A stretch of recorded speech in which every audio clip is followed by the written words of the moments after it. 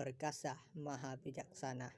Makna kosakata as-sariku yaitu orang yang mengambil harta secara tersembunyi. Fakta'u aidiyahuma, potonglah kedua tangannya, yaitu dari pergelangan tangan sebagai siksaan dari Allah. Nakala minallah. Allah maha perkasa lagi maha bijaksana. Menurut Al-Wahidi, ayat ini turun ketika terjadi kasus pencurian, yaitu Tu'mah bin Ubayrak mencuri baju besi Qatadah bin Nu'man, tetangganya. Lalu ia sembunyikan baju besi tersebut di rumah Zaid bin Samin, seorang Yahudi. Ketika baju itu dicari tidak ditemukan di rumah Tu'mah dan bersumpah bahwa bukan ia yang mencurinya. Lalu dicari di rumah Zaid, ternyata ditemukan baju besi tersebut. Kemudian diambilnya dan diserahkan ke Tu'mah. Kasus ini disaksikan oleh orang banyak. Kemudian Nabi bermaksud untuk membela Tu'mah. Karena baju besi ditemukan bukan di tempat Tu'mah, maka turunlah ayat wala tujadil anil ladzina yaktannuna anfusahun. Ayat sebelumnya. Kemudian turunlah ayat ini menjelaskan siksaan bagi pencuri. Diriwayatkan dari Ahmad dan yang lain dari Abdullah bin Am menceritakan bahwa seorang perempuan mencuri pada masa Nabi. Kemudian dipotong tangannya yang kanan. Lalu ia mengadu ke Nabi, masih adakah waktu untuk saya bertobat? Maka turunlah sambungan ayat ini. Faman taba min ba'di dzulmihi wa aslaha fa innallaha yatubu alaih. Fa innallaha yatubu alaih. Innallaha azizun hakim. Munasabah ayat sebelumnya menjelaskan tentang hukuman bagi orang yang memusuhi Allah dan Rasulnya. Menurut ulama Hanafi, yang dimaksud di sini yaitu pencuri harta yang banyak. Yang lainnya menafsirkan mencuri yang sedikit dan mengambil harta secara paksa. Kemudian ayat ini menjelaskan tentang hukuman bagi pencuri. Hukuman bagi perampok yaitu dipotong kedua tangan dan kakinya secara bersilang. Sedangkan bagi pencuri hanya dipotong tangannya.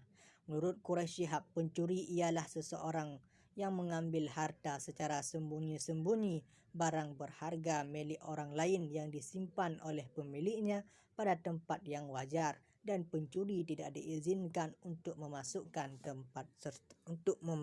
tempat tersebut. Sebahagian ulama berselisih pendapat tentang beberapa kadar atau nilai barang curiannya. Menurut Hasan Al-Basri dan Daud Az-Zahiri, mencuri banyak atau sedikit harus dipotong tangannya. Alasannya, teks ayat berbunyi, potonglah kedua tangannya. Dan hadis Nabi menyatakan Allah melaknat para pencuri apabila ia mencuri sebutir telur atau mencuri seekor unta. Riwayat Al-Bukhari dan Muslim. Namun jumhur ulama berpendapat pencuri dikenai potong tangan apabila ia mencuri kadarnya 1/4 dinar lebih atau 3 dirham. Mereka memberikan alasan hadis Nabi yang diriwayatkan oleh Aisyah bahwa pada masa Rasulullah tangan pencuri dipotong pada kadar 1/4 dinar lebih. Riwayat Al-Bukhari dan Muslim. Dalam hadis lain dikatakan bahwa pada masa Nabi pencuri dipotong tangannya apabila kadarnya mirjanun tarsun. Konversi dari istilah itu senilai 3 dirham. Menurut Quraisy Shihab, 3 dirham bila dikonversikan dengan nilai sekarang kurang lebih 60 dolar Amerika. Berbeda dengan ulama Hanafiyah bahwa kadar nilai barang curiannya bukan 1/4 dinar atau 3 dirham, tetapi 1 dinar atau 10 dirham. Alasannya hadis Nabi menyatakan bahwa tidak ada potong tangan di bawah 10 dirham. Bagaimana realitas di masyarakat Muslim dan penerapan ayat ini? khususnya hukum potong tangan bagi pencuri. Pada zaman sekarang ini untuk negara-negara yang ada di Timur Tengah, hanya negara Saudi Arabia yang menetapkan hukum tersebut. Selebihnya seperti Mesir, Irak, Syria, Yordan, Lebanon, Tunis, Aljazair, Sudan, Yaman, dan negara-negara Teluk, tak satu pun yang menerapkan hukum potong tangan bagi pencuri. Masing-masing negara menerapkan hukum positif yang berasal dari Barat. Pertanyaannya, kenapa negara-negara selain Saudi Arabia tidak menerapkan hukum potong tangan? Jawabannya, karena negara-negara tersebut pernah dijajah oleh Barat, seperti Mesir, Syria, Lebanon, Aljazair, Tunis, Maroko dijajah oleh Perancis. Mesir, Sudan, Yaman, dan negara-negara Teluk pernah dijajah oleh Inggris. Libya pernah dijajah oleh Italia.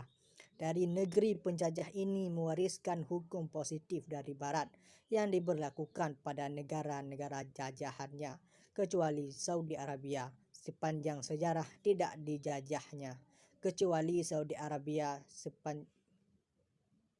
sepanjang sejarah tidak pernah dijajah oleh Barat, hanya pernah dijajah oleh Turki. Ketika Turki Utsmani menguasai separuh dari wilayah Timur Tengah pada masa kejayaannya. Karena itu, Saudi Arabia sejak berdirinya negara tersebut dan berdaulat menjadi negara merdeka lepas dari penjajahan Turki Utsmani pada tahun 1926 Masehi, menerapkan hukum Islam secara penuh, baik potong tangan bagi pencuri maupun hukum rajam bagi wanita atau laki-laki yang berzina, dan hukum kisas bagi yang membunuh seseorang bukan dengan hak, sampai hukum cambuk bagi para pemimpin dan penjudi. Dampak positif dari pelaksanaan hukum Islam menurut penelitian bahwa negara yang paling sedikit kasus kejahatan dan kriminalnya adalah Saudi Arabia. Bagaimana dengan Indonesia? Dalam penerapan hukum potong tangan ini tidak mungkin dilaksanakan karena Indonesia bukan negara Islam dan bukan negara sekuler, tetapi negara yang berdasarkan falsafah Pancasila, dan hukum yang berlaku di Indonesia adalah hukum positif warisan dari penjajah Belanda yang sampai sekarang ini segala aspek kejahatan, mencuri, korupsi, menganiaya, memperkosa, membunuh, semuanya diberlakukan hukum positif. Dari itu angka kejahatan di Indonesia termasuk banyak dan tinggi karena hukumnya terlalu longgar, ringan, dan dapat diperjualbelikan.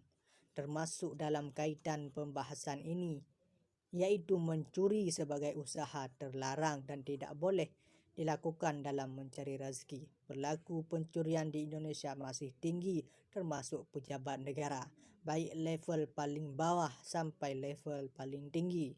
Seseorang pengamat politik dan ekonomi pernah mengemukakan temuannya bahwa sekitar 30% anggaran bantuan dari negara donor telah dikorupsi oleh para pejabat Indonesia.